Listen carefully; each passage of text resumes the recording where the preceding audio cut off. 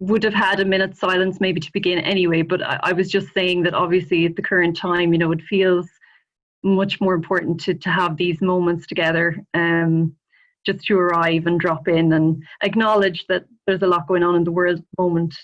So unfortunately, I don't have like a meditation bell or anything, so I'm just going to start the timer for a 60-second pause, and then I'll let you know when it's finished.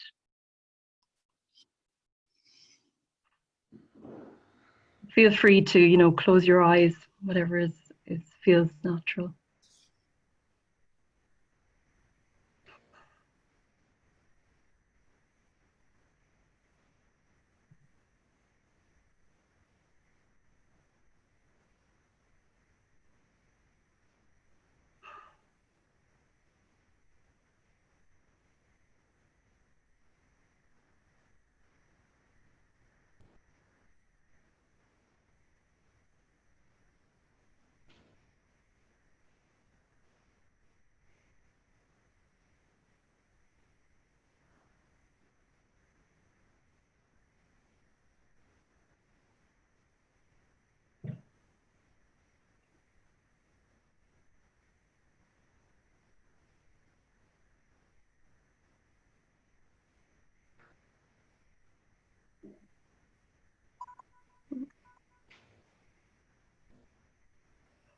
Thanks, everybody.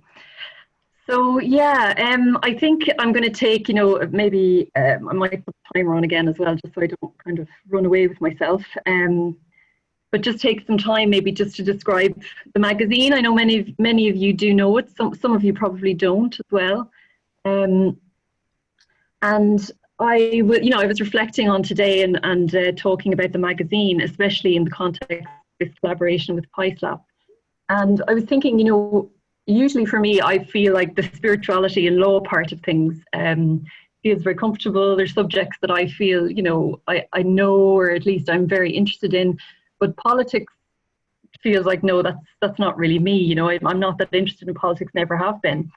But I was thinking back to just before I started the magazine, and in fact, I'm just going to read something short that because I was in the process of starting a PhD on mindfulness and law, which I subsequently aborted very early.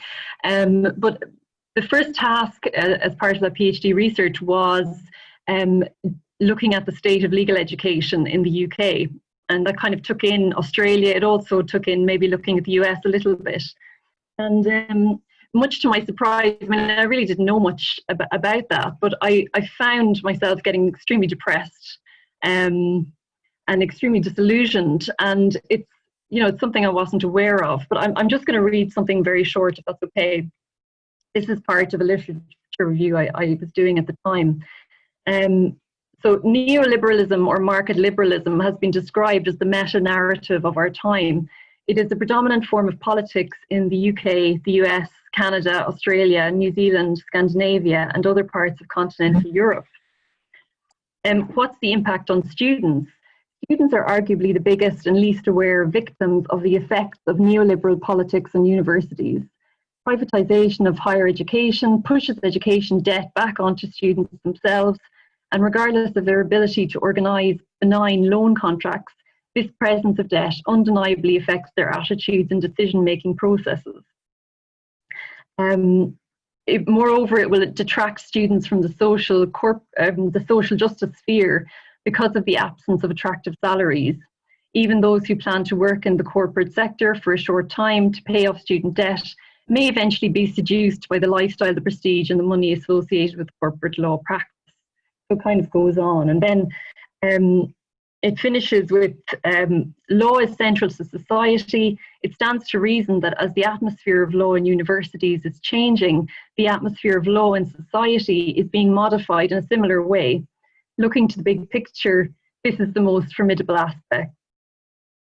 The policies and agendas of neoliberal politics are encouraging law students to pursue personal goals and be blind to the contribution made by law to civil society, the rule of law and public good, a formidable indifference from the majority of law students, law academics and lawyers towards social change, depoliticization, students wishing to appear apolitical, certainly not radical. Nothing must jeopardize their chances of employment in a prestigious corporate law firm. Curtailing the scope for dissent and the voice for those on the margins, and taking law further away from communities and thereby disempowering them. All of the above contribute to the progressive degradation of human values and ideals.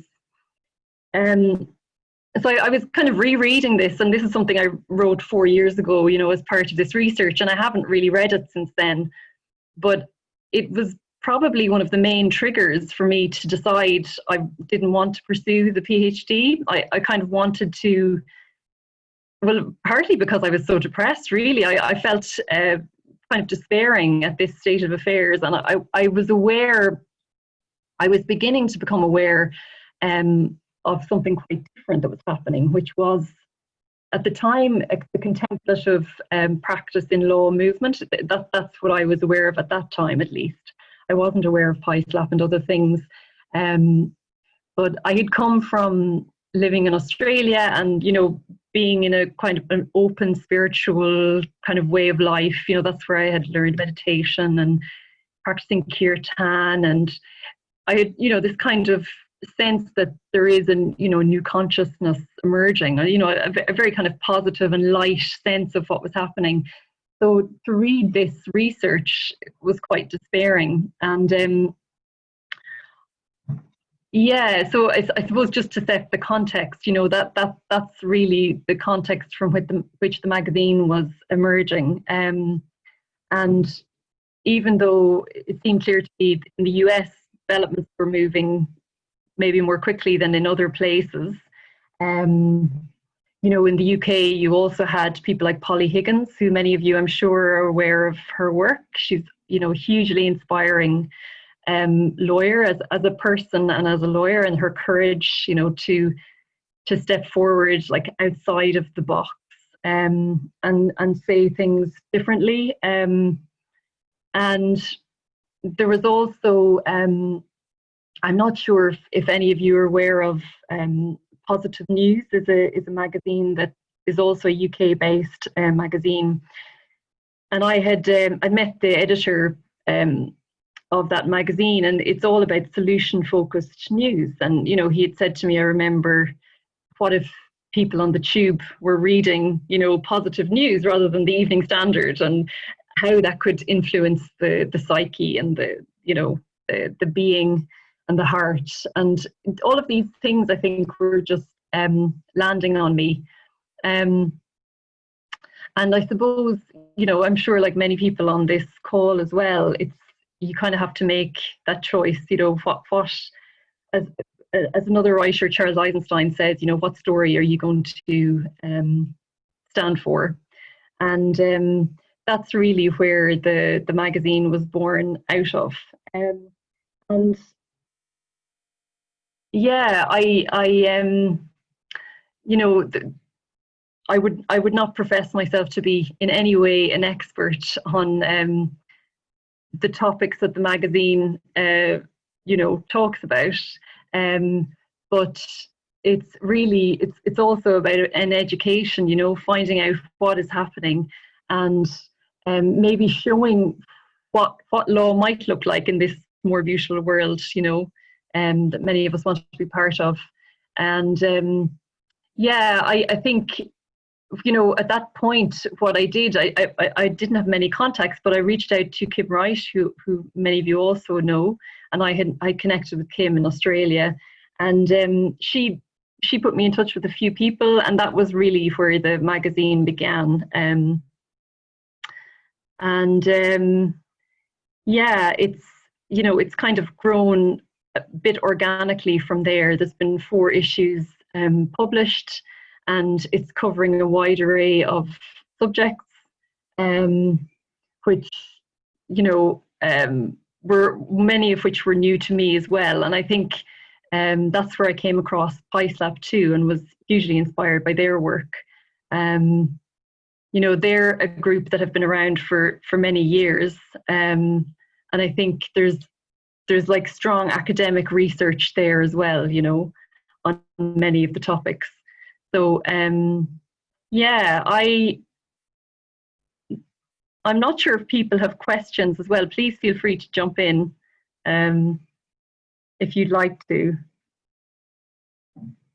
Would you like us to introduce PieSlap first, Elaine, before questions about the conscious lawyer? Which would you like? Well, I was going to share my screen at some point and maybe just show people, you know, the website and maybe the call for submissions. What I'll do is I'll go to the website first, maybe, and then afterwards we can maybe introduce PieSlap. Let me just see if I can.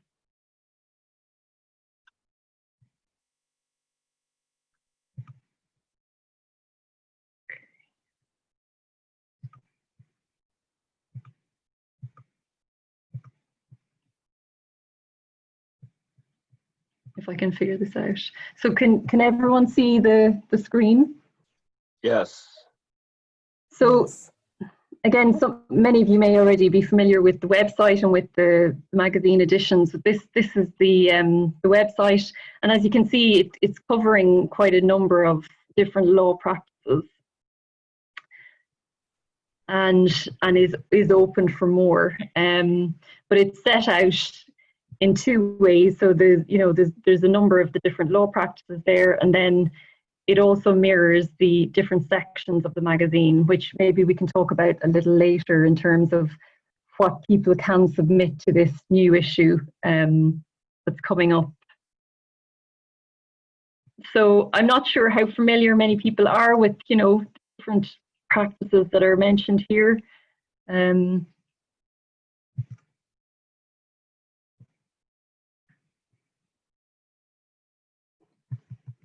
On each page, it describes a little of what that particular law practice is about, and lists some articles underneath that fall under that topic.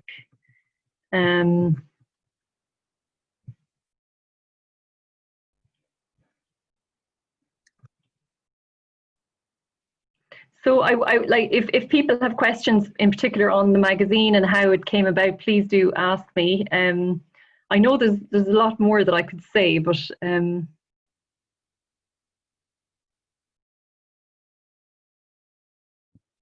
I have a very simple question.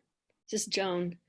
Do you have a regular schedule for publications, and is it purely online, or is there also a hard copy? Yeah, so there isn't a hard copy yet, and there isn't also a regular schedule, but that is something that it's still in the being born stage, you know.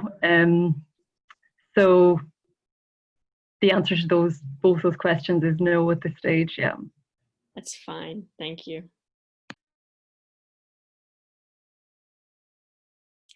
Elaine, this is Nanette. I have a question. How have you envisioned the balance? I mean, you have quite a few subject matter areas. How have you envisioned the balance? Do you pick a theme usually for an issue, or is there, you know, is it dependent on submissions? Or maybe you could just speak a little to the vision of how until now you've created the magazine. Yeah. There isn't a theme. It started, I suppose, as an experiment just to. I suppose I should have mentioned that at the time when I started it, I also was in charge of preparing a bulletin or magazine in one of the law firms here in London. That was my job essentially, which is why I felt, you know, why couldn't we have something similar for the conscious law movement? And that was an insurance bulletin for insurance clients, and it involved collecting articles about insurance law. So it really started by collecting, you know, articles from various different people and bringing them together and seeing how a first issue looked like. And the first issue worked well. There was a positive response. People seemed to want more, so it continued from there. And this is the first time that there's been a more specific focus, I think. And in terms of the balance, yeah, again, the balance has kind of emerged. If you go under the various topic areas, you'll find that there is slightly more for certain topics than others. For example, contemplative law, I would say there's quite a number of articles. You know, subject matters like therapeutic jurisprudence has been around for a while as an area of study. Restorative justice, those types of areas, there's probably more writing than others. For example, conscious contracts and that type of thing. But it really is about perhaps envisioning, you know, what would law practice look like in this, you know, as Charles Eisenstein says, and that was one of the inspirations for the tagline of the magazine, you know, the more beautiful world our hearts know is possible. And yeah, I was amazed by the amount of work that is happening out there already, and I think that was one of the motivations. It seemed that maybe there wasn't a platform yet for bringing these practices together and showing more people about them.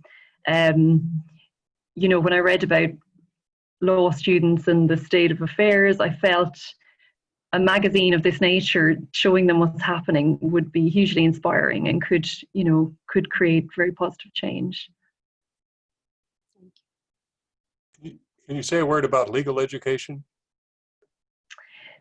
Yeah. So legal education, I think the first person I properly spoke to on this, was in fact Marjorie Silver, who is one of the key members of PISLAP as well, and that's also one of the ways I came across PISLAP's work in more depth. Marjorie had written a book a couple of years ago called Transforming Justice, Lawyers and the Practice of Law, and it was a book with contributions from the PISLAP members. So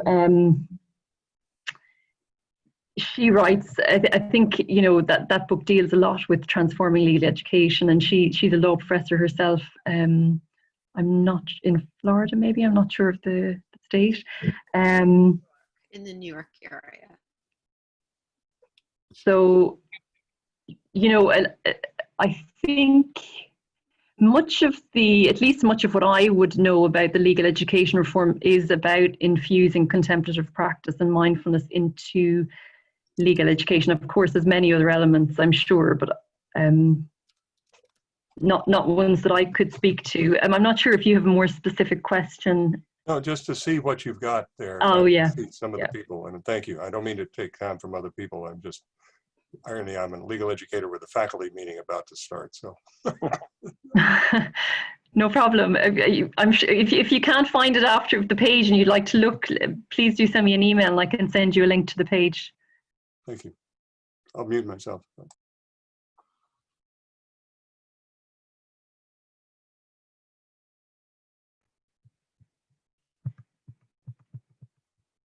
So, Elaine? It may be a good time to introduce PISLAP's work, if that's okay, and I can jump back in then afterwards.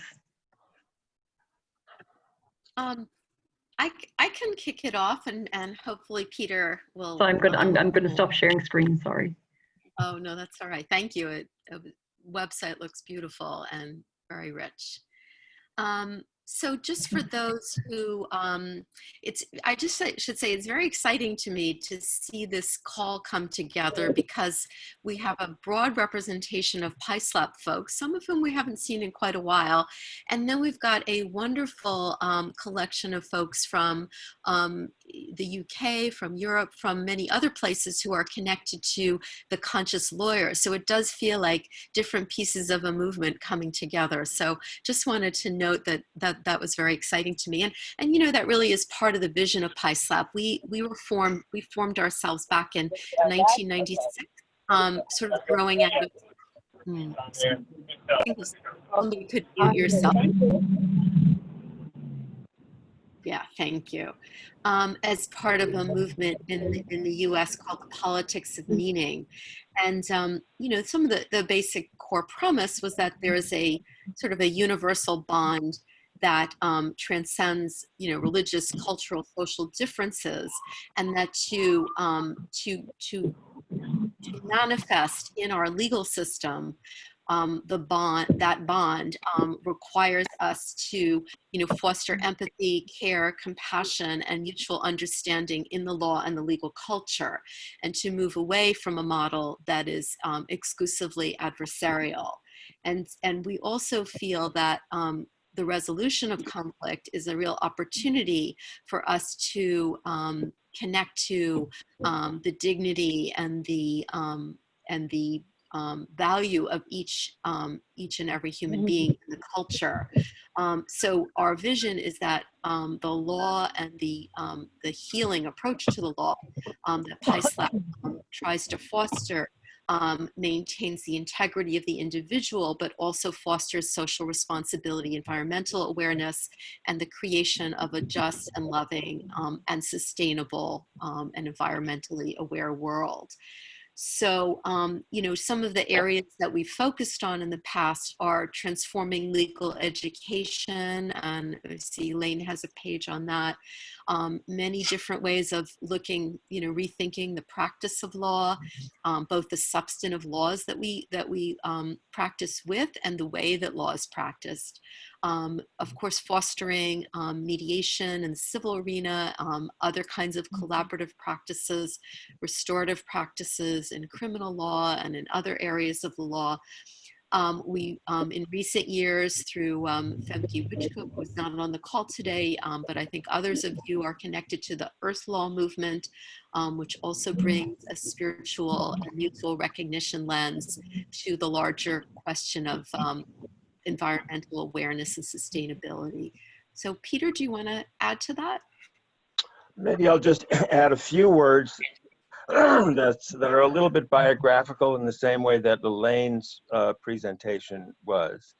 And that is, I'm a 60s activist, a 60s radical. I came out of the political movements of the 1960s, but through those movements, what I realized as I moved from my relatively isolated, actually someone's phone is crackling. I can talk through it, but I just thought I'd say, if you're not muted, could you please mute yourself? Thank you.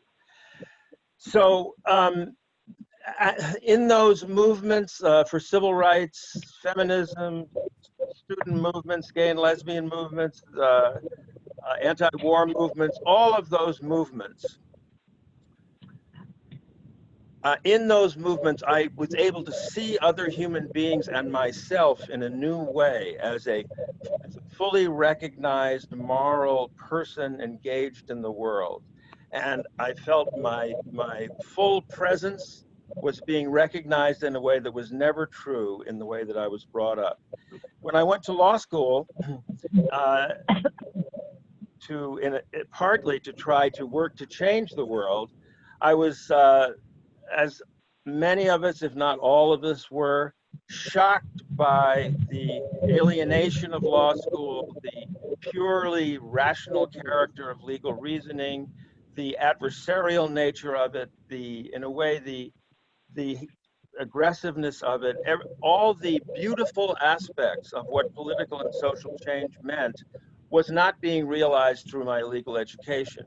And subsequently, therefore, my project was to figure out how do we synthesize the longings of the human soul, which are longings for love, care, compassion, mutual recognition, and affirmation. How do we integrate that with the way that we pursue justice in the society?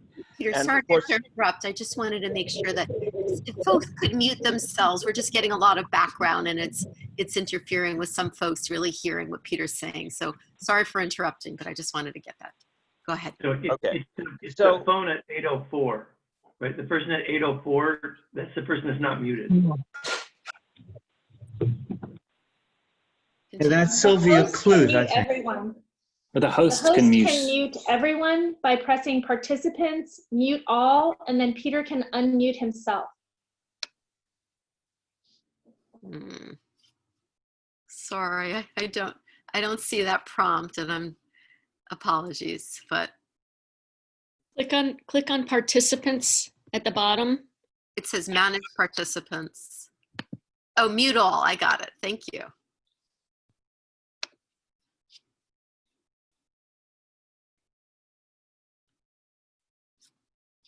Have I done it? Okay, we're here. So the essential point that I'm trying to make is that the creation of a world that is aspired to by our spiritual being requires the creation of a world in which we also change the conditions of life and how we relate to each other in the social world and the economic system. All of those things need to change in order to realize the spiritual dimension of our soul. And I came to realize that through the course of my teaching and activism in law. And when we began PISLAP, we began trying to take on, we were one of the professions that the movement that I was speaking of were a part of that sought to bring a spiritual dimension into what social change actually meant. Merely changing the externals of society, redistributing power and rights was not sufficient to bring into being a world in which what we most longed for and aspired to could actually occur for people. So we feel like we are in alliance with the contemplative law movement, with people who have sought spiritual depth and higher consciousness through going inward. But we also strongly believe a bridge needs to be built between the spiritual dimension and what it means to achieve social and political change. And law is a critical area of that bridge, where the society's definition of justice is articulated, and where we will hope to bring into that definition of justice a deep spiritual meaning. Following on Martin Luther King's famous statement that justice is love, correcting that which revolts against love.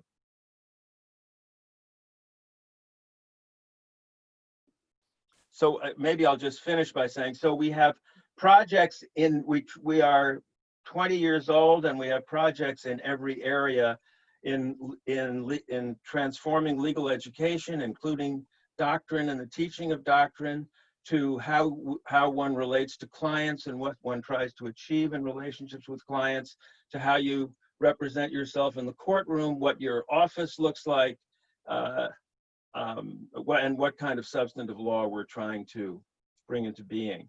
And our aspiration is to write about, talk about, and create a home for people who are aspiring to make that integration wherever they are. Thank you, Peter. Do folks have questions? I'm going to unmute everyone so we can see if I can figure out how to do this. I feel like saying something. So the thing I appreciate listening to Peter speaking there, and the thing I really appreciate about the Conscious Lawyer magazine is it's not shy at all about this big vision of what we would aspire to.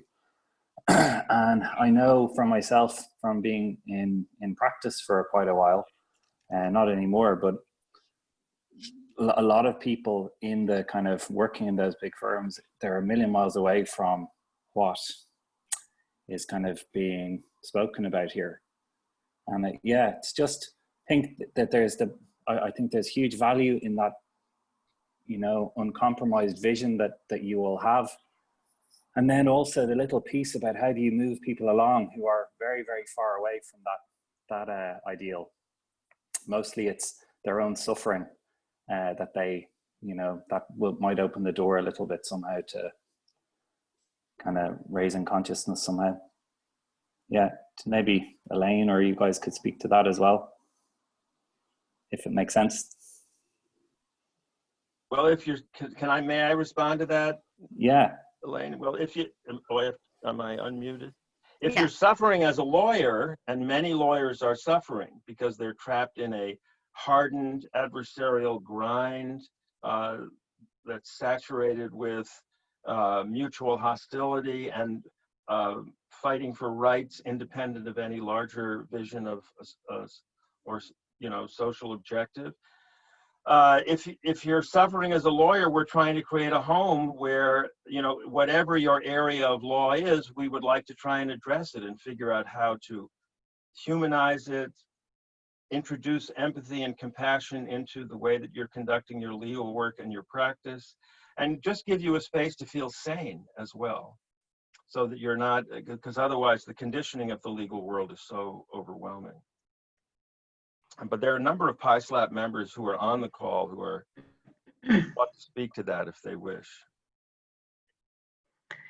Yeah, thanks, Barry. I just to say something small on that too, because I definitely agree on that. I think for me, the route, I think sometimes we all take these kind of circuitous routes to this place. And, when I was living in Australia and working as a lawyer, and, just starting to meditate, none of this was open to me at all. I had no even interest or knowledge. And it was by the practice of meditation alongside practicing law, that the mind opens, and all of a sudden you find yourself, even in terms of interest in environmental concerns, I feel like I was quite close to that kind of thing. And I know, you're a mindfulness teacher and you're kind of bringing that awareness. I think that's so powerful, because actually sometimes it happens all on its own, doesn't it? For people, they have this kind of breakthrough, and then this possibility actually seems possible. It's there, and I think it is important to be carrying maybe the torch of the highest possible vision, but also to be realistic too. But I started with contemplative practice, and I still maintain I think it's a hugely important part of all of this. Contemplative practice and spiritual practice, because as lawyers, of course, we're in our heads so much, and we can end up talking about all this stuff as well very easily, which I find myself doing too. And you forget about the practice, which is the thing that opened you up in the first place. Yeah. I'd like to speak to. Oh, Go ahead. sorry. Go ahead. Okay, well, thank you very much, all of you. First, this is my first meeting. I think we've never met in person, Elaine, right? We tried to when I was in London. I lived in London for 2 years, but then it just didn't happen. And I'm very excited to see you today. What I experience at the moment, I said I work for the Ministry of Science, Research and the Arts. And of course, we have the education of lawyers also, but it's mainly the topic of the Justice Department here in Germany. So I'm only partly in that, and I'm just, in the Department of Law, making the university laws. But mainly I work as a spiritual teacher, giving coachings and seminars. And so far, it wasn't possible to combine the both. I tried to, once I thought of offering meditation courses for the government officials, but then it was like, can I really show myself? Can I really say openly what I'm doing for all my life, basically, meditating, trying to really find something that's really me and contribute with that to society, So I thought maybe that would be a nice topic for, I don't know if you have an overall topic for the next issue, but I thought maybe, because what I experience at the moment is this huge energy shift, and it's just energy, and people can very easily turn into a lot of fear at the moment. But on the other hand, if it's possible to jump, people can experience huge amounts of love. And what I experience at the moment, because we are all working from home at the moment, and there's this social area we never had. So right now I'm able to openly say things, because suddenly my bosses are writing things in the social area that wouldn't have been possible even 3 weeks ago. So I think people are really opening up, because they feel this enormous amount of fear because of what's happening on the surface of the earth right now. And on the other hand, there's this huge longing and huge feeling that something great is happening at the moment that we all were waiting for so long. So my biggest dream is that, I'm coaching I begin to coach more and more government officials because they just discover my website, you know, by accident. But I was never open with it, and I think that's my dream to all combine this more. But I think the approach is also to what you said about, you know, when we are who we are, people are attracted. So this is how the colleagues that are, you know, have asked me to do like retreats with them.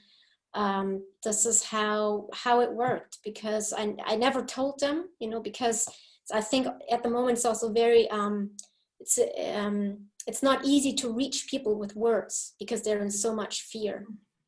So there might be other ways to reach these people, but I'm very excited and very glad that you're all there, because I've never had this I have a lot of connection to spiritual teachers, but not to lawyers who are practicing mindful law or meditation.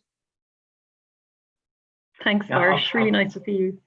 I'll follow up on that from what Barry and Farsh are saying, and I appreciated Peter's book about recognition, and having been a therapist for many years, I would say that part of what we're doing is allowing wounds to surface, and that we're allowing wounds to surface in a way that is more public. One of my wrestling matches maybe with mindfulness practice is that mindfulness can be more self-absorbed. It's about what I know about me and not necessarily what I know about us. And I think what the conscious lawyer would allow us to do is to be able to join, to turn together rather than turning away, and to turn together with our suffering as well as with our visions of the future. And I think to surface the woundedness, to surface our trauma, to surface the suffering, and to do that in a more public way is something that's very countercultural within the legal tradition, certainly. But it might be something that this forum would allow. Could I interject? Could I say something? Is that okay? Yes. I've been a barrister in Gibraltar for 21 years now.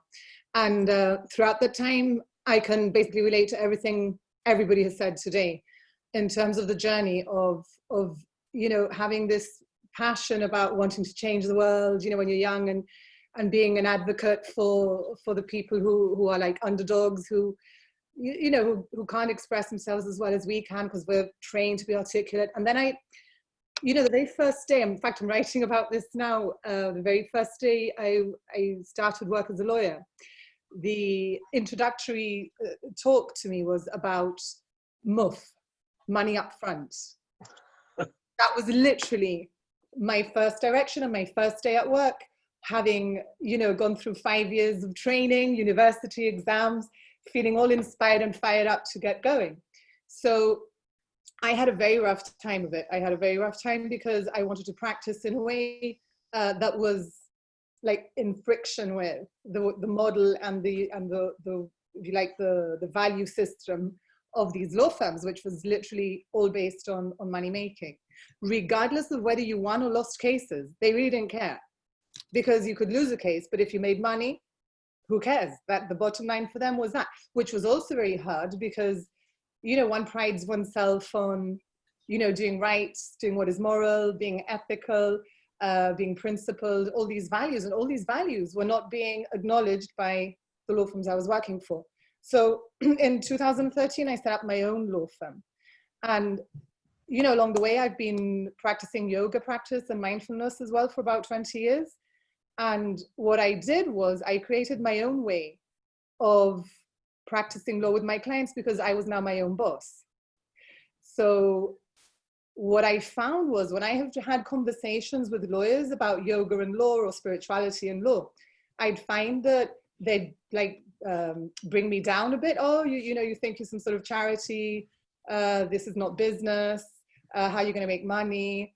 You know, I in fact, I remember even being shamed in front of a whole room full of associates, you know, told, you're never going to make partner here. What are you thinking? However, I was still making lots of money, working, doing all the legal assistance work, pro bono work, doing really good value work, which was on television, it was on the news, and yet they still had this struggle with me. What I have found and what I want to share, and I think is really important, is that the key to the movement, at least insofar as my limited experience on this side of the globe, are the clients. Because the clients feel the value of what you're doing for them. When they're in these other law firms, their experiences are literally of being almost like a product on a supermarket conveyor belt with a barcode.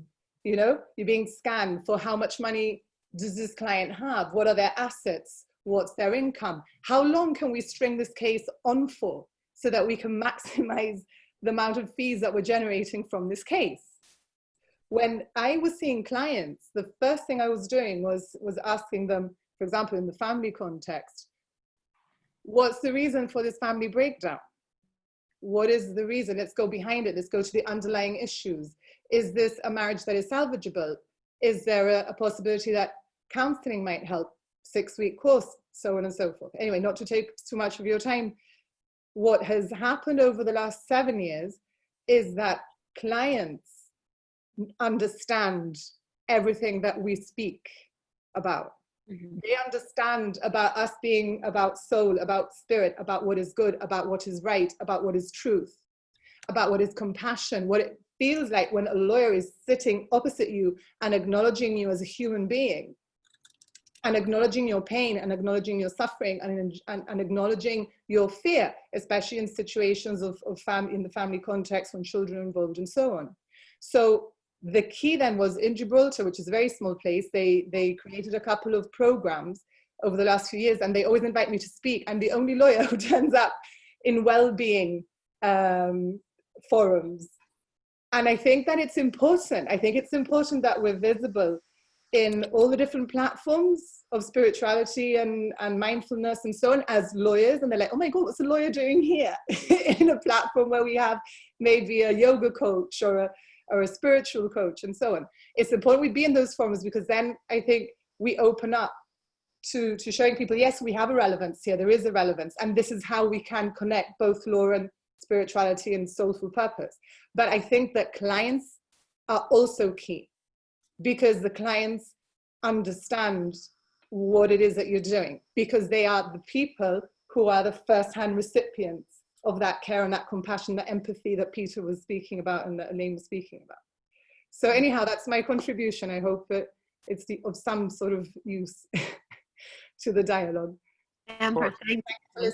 That was beautifully said and expressed. I just wanted to check in with people, because normally our calls are just 1 hour, but we do have a very rich conversation going on here, and there is an opportunity for us to deepen it a bit more if folks are able to stay, or if a large proportion of folks are able to stay, either another 15 minutes or possibly a bit longer than that. I just wanted to ask what folks are feeling. And Peter, I think you wanted to add something there. I just wanted to be sure Elaine had the opportunity to present the forthcoming issue that will integrate the conscious lawyer with PISLAB's work. So I wanted to give Elaine the time she needs, you know, certainly 5 or 10 minutes or more, whatever your plan is, Elaine, so that you can do that. It's wonderful, beautiful to hear from everybody, and thrilling to know you're out in the world, that you're there. So I guess we have two Peter. questions. Yeah, I actually had almost forgotten, because the conversation was quite interesting, having that conversation. It definitely would be worth just quickly. I may I think I may share my screen again, because there's a page on the website that has all the detail about this next issue and how you can, you know, submit a piece, and I can just talk through what our plan is. So let me just share my screen quickly again, and so if you are on the website, can people see the website now? No, it's No. not. Oh, sorry. No, okay. Now it is. There it is. Thank you. So if you're looking for the call to submissions, it's here on the home page. You just click here, and there's a whole page that just describes the theme for this issue. It gives some background to PISLAP and to the magazine. And you can see that we're looking for articles, artwork and poetry. And in particular, you know, the artwork and poetry piece is often a little bit more difficult to find amongst the legal community. Although having said that, you know, there's been great stuff in the last editions, but I find that part, you know, really important and exciting. So if you do have anything that you might contribute in that area, please do think about that. You know, photography, artwork. So the issue theme, I've connected here to the PISLAP brochure, which is definitely worth also having a look at. It's a recently created brochure that the network has putting together its mission and goals and values. And I think the issue theme really is picking up on the PISLAP mission, which Peter and Nanette both spoke to there. And you know, the famous Martin Luther King quote, "Justice is love, correcting that which revolts against love." And the overarching theme being integrating spirituality, law and politics and inspiring hope in these turbulent times. I feel it's kind of all the more fitting at the moment, given what we're going through. So it is quite a wide theme. I think from conversations with Peter and Nanette, there certainly is a wish to integrate the social justice aspect quite strongly. So people, I suppose in previous editions of The Conscious Lawyer, that may not have been as prominent. So please do take that into account. But having said that, I do think the theme is quite broad. Peter and Nanette may want to say something more about that. So, yep, sorry, Peter. No, I would only add that an example of something that we are planning on doing is reviewing Rhonda McGee's new book called The Inner Work of Racial Justice. That is an integration of contemplative practice and social change in the context of race. And we will also do an interview with Rhonda. So that's an example of the synthesis that Elaine was speaking of. Mm. Or I'll give one more example. I'm hopeful that we're going to get an article from Ross Brockway, who teaches at the Georgia Justice Project in Atlanta, about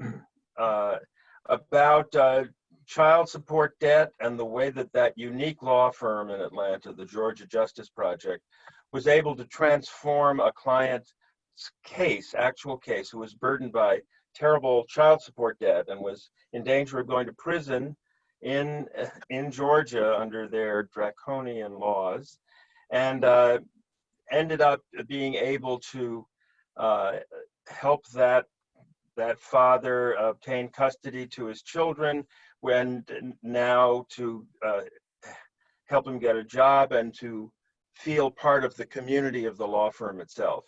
So it's an example of a way that a law firm can transfigure and transform a whole life through an ordinary case.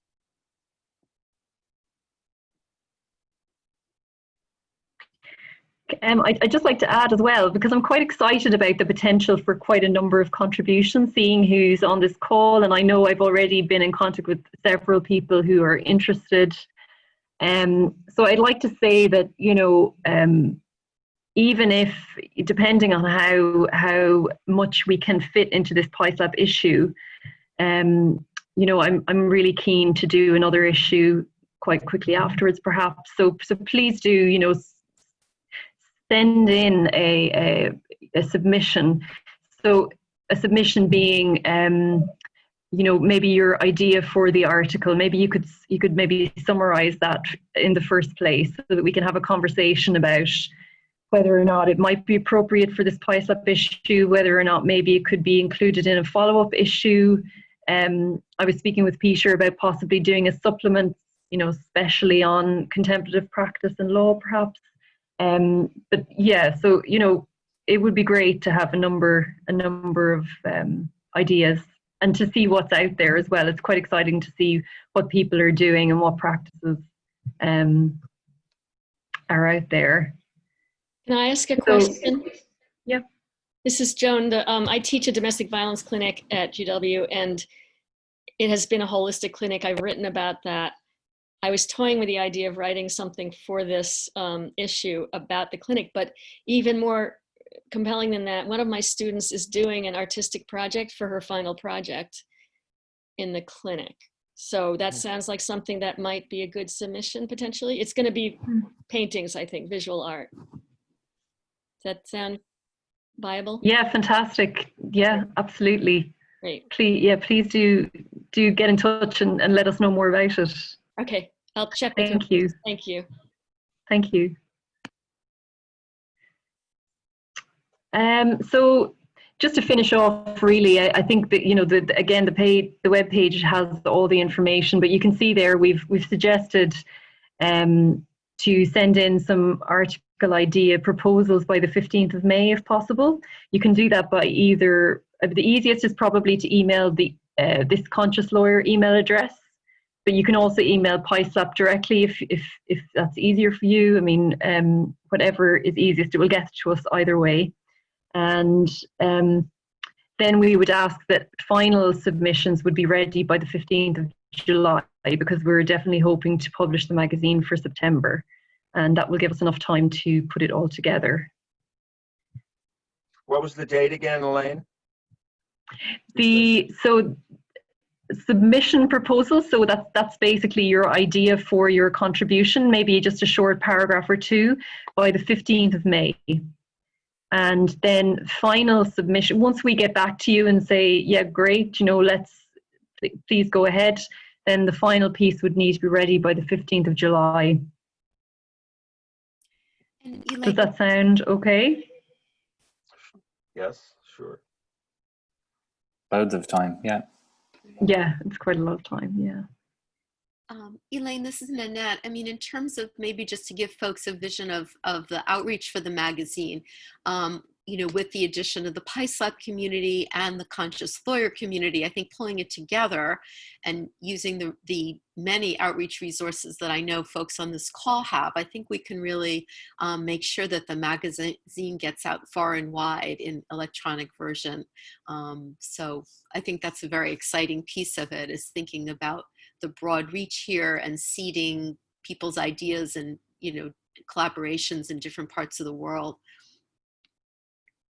Yeah, thanks for saying that, Nanette, actually, because that was one important thing that we talked about too.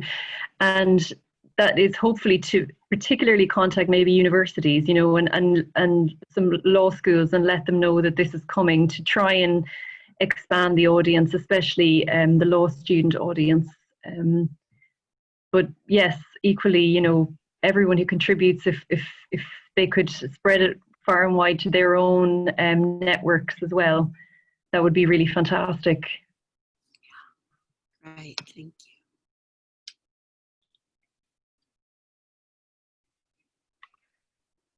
Does anyone else have questions for Elaine about the submissions and the? Okay. So Elaine, shall we perhaps close the call now, or is there anything else you wanted to share? May I ask one more question to Elaine, because I've never submitted an article before. Do I have to, like for those who are non-English, native speakers, do I have to make sure myself, like, to send my article to my friends in the US first to be sure it's all correct, or will there be like do you go over the articles again, concerning the language? Yeah, you know, that has been an issue in the past, but I'm certainly really happy to work with people, you know, so if you know, if it feels like you need more help with really bringing it to an English speaking audience, you know, I mean, I'm sure it will be fine, but yeah, I'm really happy as an editor to try and help with that. But also equally, if you could get someone to look at it first, if you feel like English is not your first language and you don't feel super strong, then that would be a great help first, and then we can work together after that. Okay, thanks. Could I ask another, this is Susan, could I just ask another really quick technical question? Is there guidance about citation format and that sort of thing? I know you're not necessarily looking for law review articles, but if we were to be citing anything else, are you looking for a particular citations style and spelling? Are you looking for English spelling as opposed to US spelling? Thanks, Susan. These questions are really helping me remember what I was meant to say, actually. So there are writing guidelines as well, also linked on this page, and I'm going to click onto them here. Under writers, it says writing guidelines, and there's a page here that describes the writing guidelines, and it includes the fact that really we prefer not to have citations, or footnotes, so integrate those into the article, because it's trying to move away from maybe the academic journal type of publication, more a magazine type publication with obviously very good quality writing. But I'm going to try hopefully these guys. So, I'm not necessarily looking to write in the law review article, but I just was curious. But thank you. I'll look there for the details. Thanks. Okay, thank you. Does anyone have any final thoughts or reflections or final words to say before we close the call?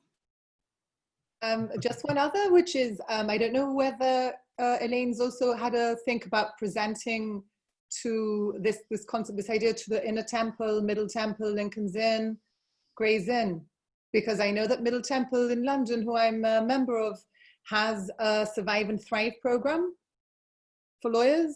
And maybe it's an interesting thing. If you are interested, then what I was going to suggest is I can get you in touch maybe by email. Because again, these are forums which have a lot of credibility and weight within London. I don't know in other areas, in other countries. But if you're interested, maybe it's something we can explore. Thanks, Amber. Yeah, that's brilliant. Maybe we can connect separately. Yeah. Thank you. Great. Elaine, anything else you wanted to share, or Peter? All I'd want to share is what a great pleasure it is to be in the presence of all of you. I sense your human quality and your aspirations, and it's wonderful that this is transnational. And so I hope this adds to the movement that we're trying to build worldwide. Thank you. Yeah, similarly, just as well to say thank you, and it's absolutely wonderful and unexpected to see so many of you on here, and it's been, yeah, absolutely uplifting conversation, and especially in the current climate where there's a slight cabin fever sitting at home, so I feel like I've had some real true connection now, and it's just wonderful way to start the weekend. Wonderful. Thank you. If people would like, we could end with a short, 6-second pause again, or otherwise, if you feel that would be nice. Yes, let's do that, Elaine. But right before you do, I just wanted to add one thing, which is Peter was mentioning earlier Rhonda McGee's new book and the interview in The Conscious Lawyer. And I know folks have been asking in the chat room, when will we connect again? And I just wanted to invite everyone to join a call with Rhonda. We have a Zoom call, a PICE-Lab Zoom call with Rhonda McGee on Monday, April 13th. Unfortunately, it's at 6 p.m., not so good for the folks in the UK and in Europe. Sorry for such a late hour for you, but we would really welcome having you. And, I will be sending the information out. It's the same Zoom account. That's our PICE-Lab Zoom. So you're welcome to call in 6 p.m. Eastern time on Monday, April 13th. So, and also if you want to get on the PICE-Lab email list, just go on the website and there's a way to sign up very easily there. So thank you so much. I'm going to turn over to Elaine to lead our final moment, unless Do you need to say what the website is, Nanette? Oh, thank you. Yes, it's called, you can Google either PISLAP or spiritlawpolitics.org. I think it comes up under either one. PISLAP is PISLAP. And our email address is contactpislap@gmail.com. You're welcome to drop us a line there as well. I've just linked the website there, Nanette, in the chat if anyone wants to. It's www.spiritlawpolitics.org. Thank you, Elaine. All right, Elaine, do you want to lead our closing? So yeah, I think I'll just I'll